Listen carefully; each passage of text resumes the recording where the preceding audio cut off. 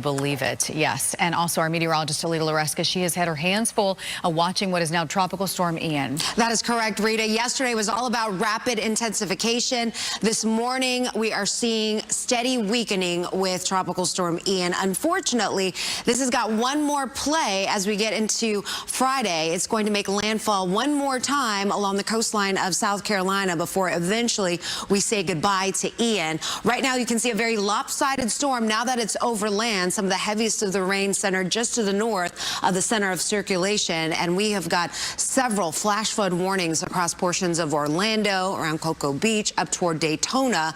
Already seeing radar estimates between 15 to 20 inches over the last 48 hours, and even more rain is falling. This made landfall yesterday afternoon right around Captiva Island. It continues to track toward the northeast this morning, and then making more of a curve toward the north as we get into Friday morning, Friday afternoon. Again, making a play for South Carolina as we get into Friday afternoon, and then raining itself out as it tracks inland. For us, no rain in the forecast. We've got some nice cooler weather this morning.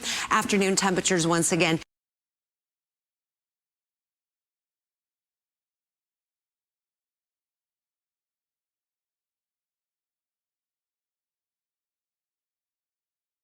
appearance. I was talking to her yesterday and she was like, oh, this is going to be so fun. I'm like, I'm so jealous. That is like the 1920s. Like, that was like my favorite time period. I'm like, good for you.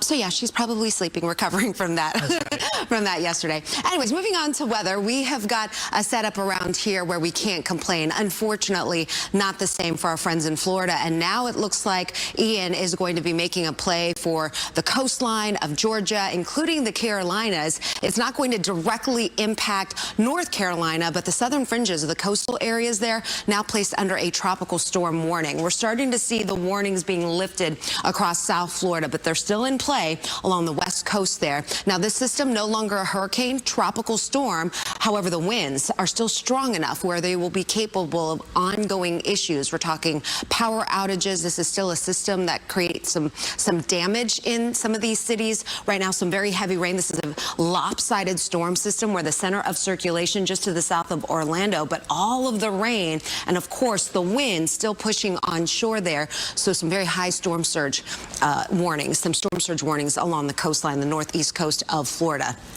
Check out some of the radar estimated rainfall totals, anywhere between 15 to 20 inches. And some areas it is still raining where you've already picked up 20 inches of rain over the last 48 hours. As I mentioned, the track, it is drifting to the northeast right now at about 8 miles per hour. But as we get into Friday morning, Friday afternoon, it makes more of a turn to the north and then eventually makes landfall just to the south of Charleston, and then will continue to push inland where eventually it will rain itself out, and then we finally can say goodbye to Ian. Check out some of the temperature readings here from Florida. Gainesville, Jacksonville in the 60s, but look at those gusts. We're still talking anywhere between 30, 40, 50 mile per hour gusts as that storm system continues to sit offshore.